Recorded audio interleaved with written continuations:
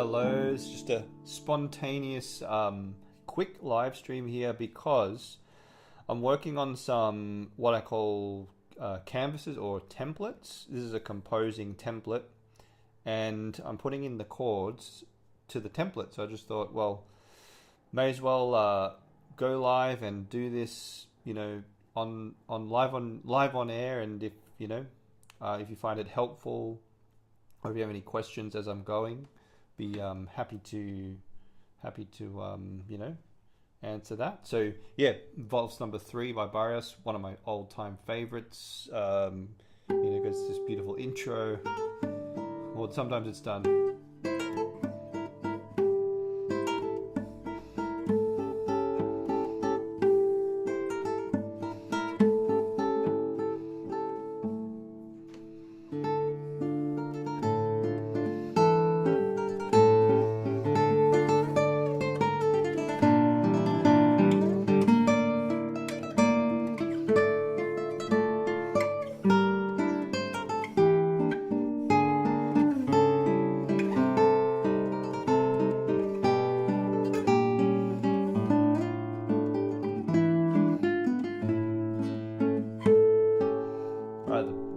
First section, and then it goes to a B. I think it's kind of like a rondo form, A, B, A, C, A. You could also maybe put it into a ternary form, A1, A, B, A1, A2, B1, B2, A1, something like that. So it's got quite a number of sections. It's quite expansive. It's quite a substantial piece. So then the second part goes a little something like, here it is, this bit.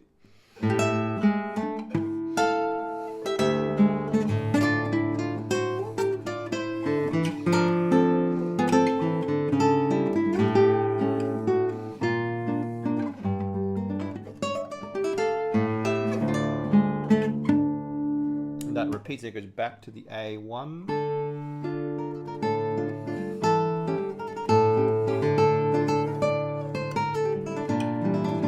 Then it goes to a sort of a C, or it goes into the parallel major as well. We get this bit.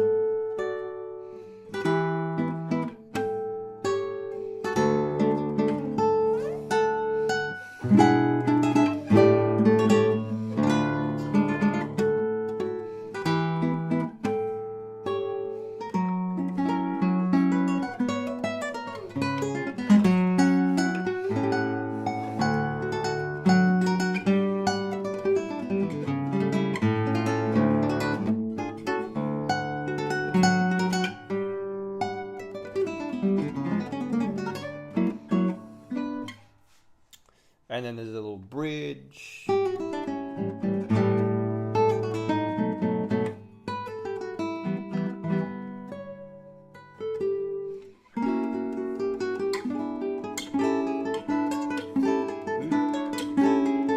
That bit's always a bit hairy for me. I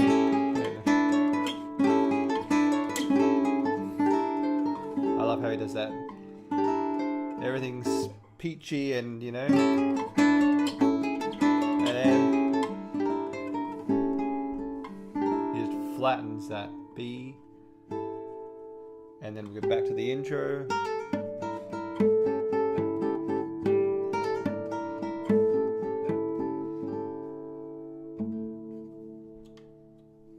And then we finish, which we should see in this piece, in this score. This is a big piece, isn't it? Look at that. With all the repeats written in.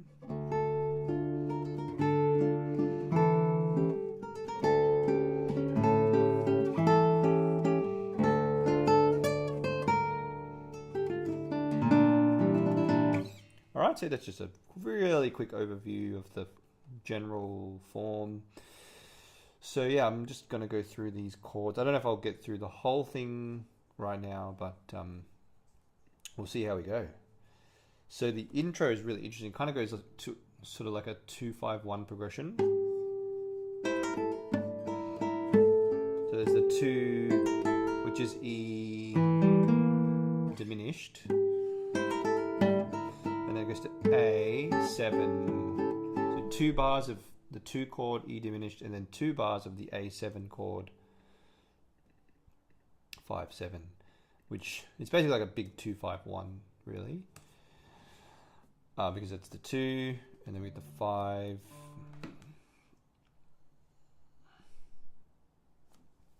Sorry, I just got to check this. 2/5/1.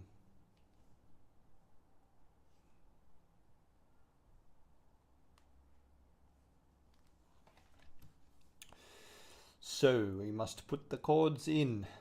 So we get the 1 chord. Nice how we get the Vals accompaniment, and these are things we can put in as well. I mean, like, so in the analysis I've got melody in the bass as harmonics, right? We have this, that's a feature of this introduction.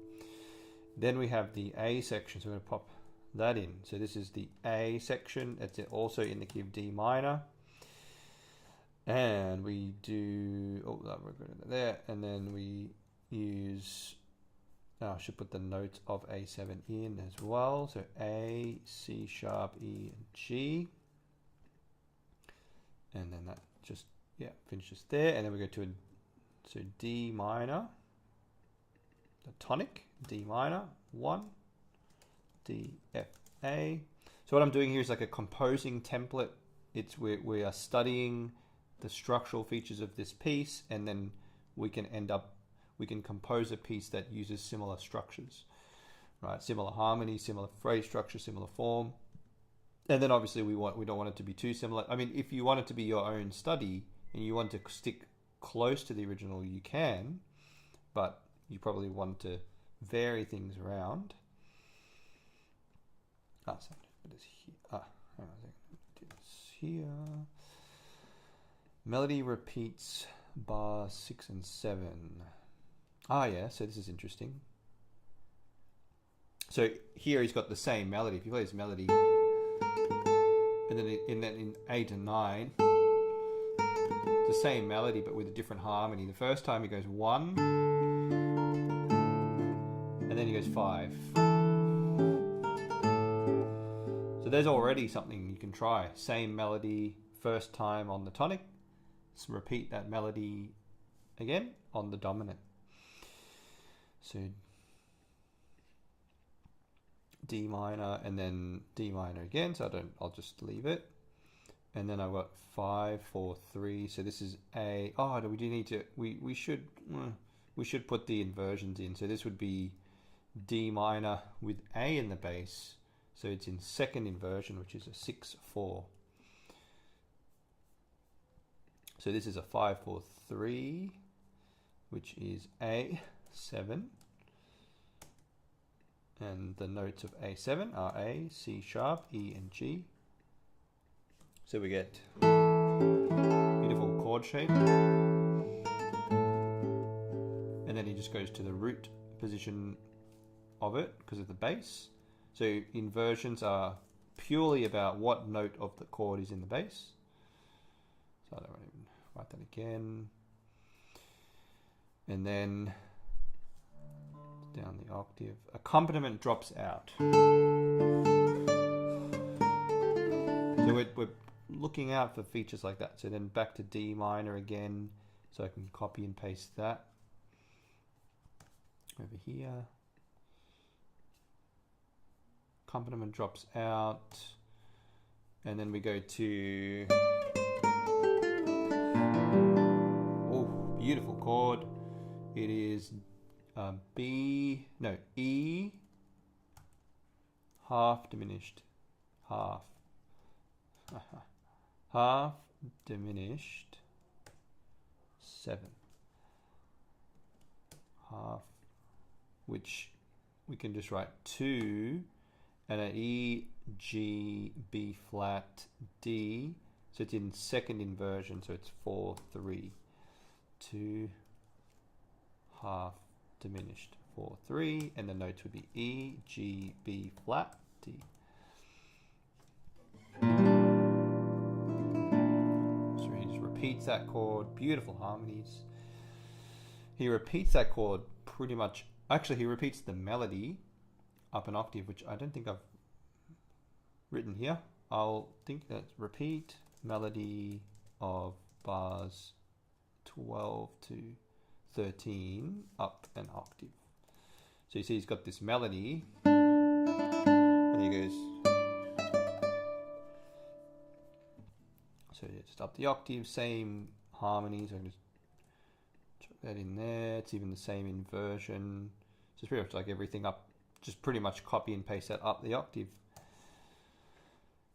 And then he repeats the melody again. Look, you can see that melody's the same. And he's going to repeat it. Does he repeat it even again? No, that's it. Well, we did it 3 times in a row. 1, 2, up the octave. And then a 3rd time. But that 3rd one is reharmonized. So now he goes from...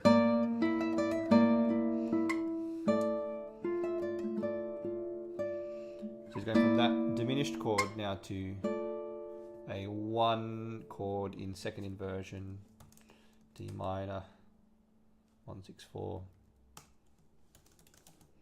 D, F, A in the bass. Okay, I'm going to fix this layout, and then we're going back to... He's using that 2 chord a lot in this piece.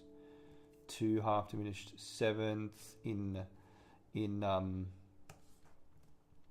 1st inversion this time, so 6, 3.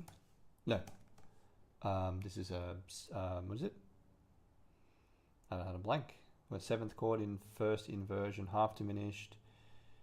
Should be 6, 5. 6, 5. So we've got the G in the bass this time, and then it's in root position.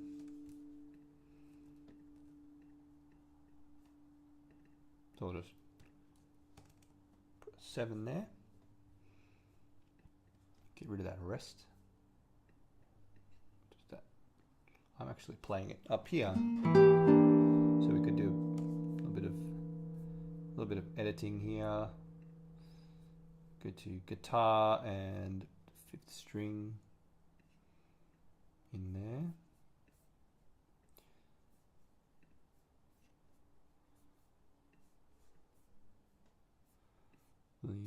Okay, what's next? Oh, this is beautiful.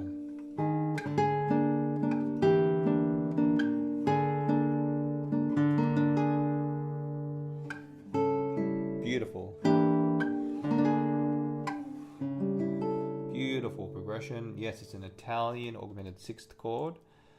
Is it? D, G. Yes.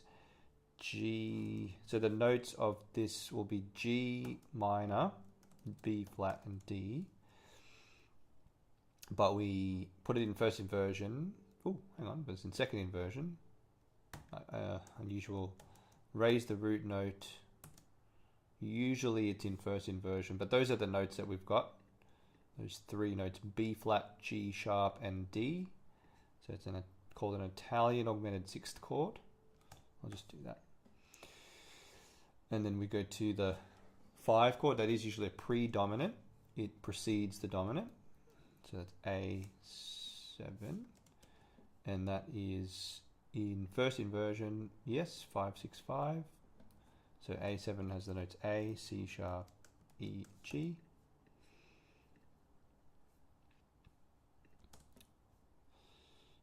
Same melody as bar 6. Oh, we're going back. He's bringing back the melody from the very beginning. But now we get it totally reharmonized. So what is this harmony? Oh, A, C, E, G. It's A,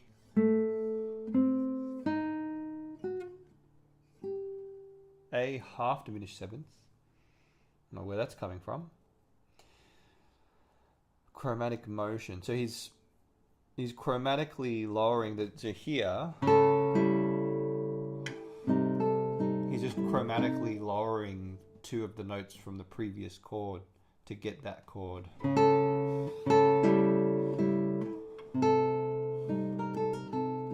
Beautiful effect. So a, what did I say it was? A half diminished seventh. Half diminished seventh, which is, what's the function of that chord? That's a tricky one. It would be the 7 or the 2 chord of, or the 7 chord of B flat. I don't know what the function is. I don't know function. I think I'll just say chromatic function. And the notes of that would be A, C, E flat, G natural. And that's in, that would be in first inversion. So I'll just write /C. I should write for these inversions.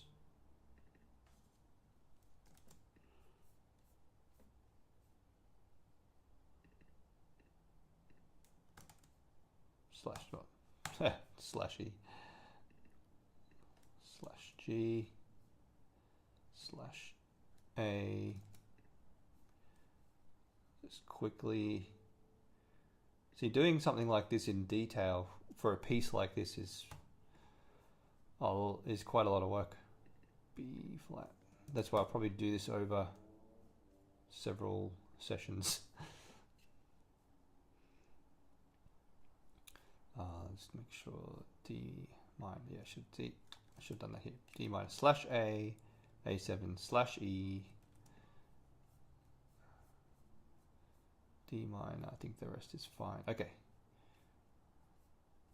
So we've gotten up to there, and now I'm telling him we've done that, we've done that, we've done that. Chromatic chord. So he's got brought out the same melody, and then it's like a sequence down. Yeah.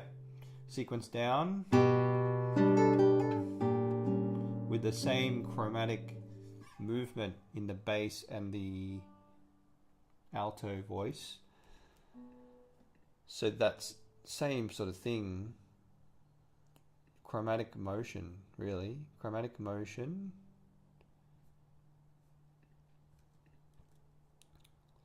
So we get, it produces a G major chord with B in the bass. Well, I'm just going to say chromatic function though. You could say major 4 chord, but I think chromatic function's easier. GBD.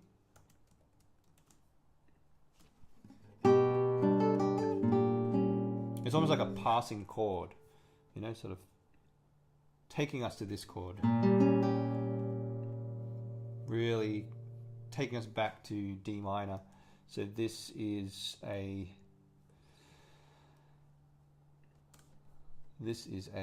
C, E, G, B flat, C sharp diminished as 7, so it's C sharp diminished 7th. But C sharp diminished 7th with a B flat in the bass, so it'd be 3rd inversion. Missing the 5th. C sharp, hang on, Roman numeral would be 7 diminished for 2. So C, the notes of that chord, C sharp, E, G, B flat.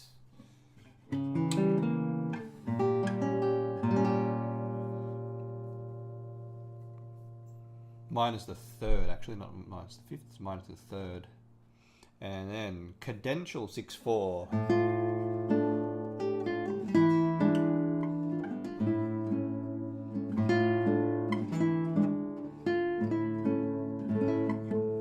Beautiful. Cadential 6/4 means we have an D minor /A. Things keep moving around, huh? D minor /A, which is 1, 6, 1, 6, 4, second inversion, and the notes are D, F, A. In brackets, because this is not a typical cadential 6/4, this is using a secondary dominant within the cadential 6/4. So E7, which is the dominant of the dominant. So we've got E, G sharp, B, D. And finally, or almost finally, A, which is 5/7, and that's A, C sharp, E. And then we get, yeah, harmonic of dominant. Sounds a bit funny. Let me say not harmonic. So then he adds the 7th in. So A7 and note to A, C sharp, E, G. And then the second time, where's the first time bar? Should be there. That should be first time. So edit this score a little bit as well. So we go to repeats and jumps, I think. First time. And then that's the second time. So he does the same chords, but he packs it into one. What he had in 2 bars, he packs into 1. So I'm going to put this in a bit more detail, I think, and then I'll finish up there. So he's going E7 here in reposition, and then A7 there in reposition, and then to good old D minor. Just do it again. D minor, 1, D, F, A. Oh, well, he's got these harmonics though.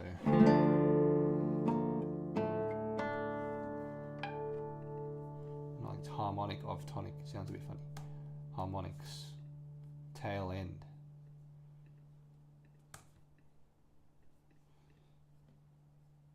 Nice.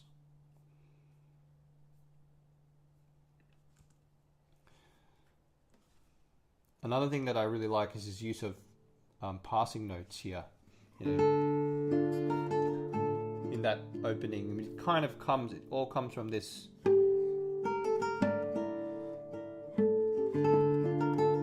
It's all motivically related, and he keeps bringing that.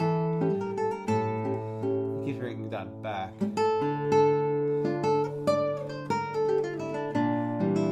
There it is again, and then again.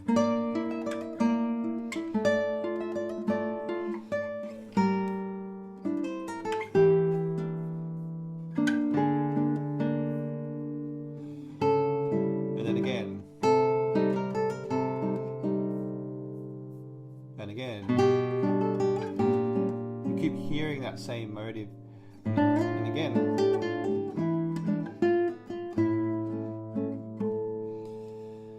So yeah, that really becomes a motive. I could almost,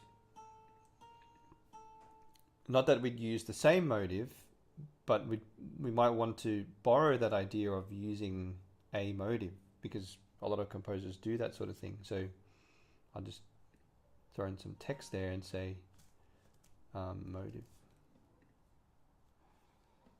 Or motif, I don't know what motive I think is fine.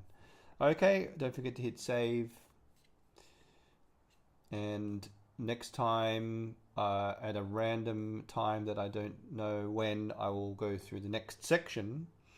And what I want to do is post this up in the Creative Classical Guitarist, so as a really easy composing template, so you can just follow the structure. You can change the key and change things around a lot if you want, but it's a really great structure to follow.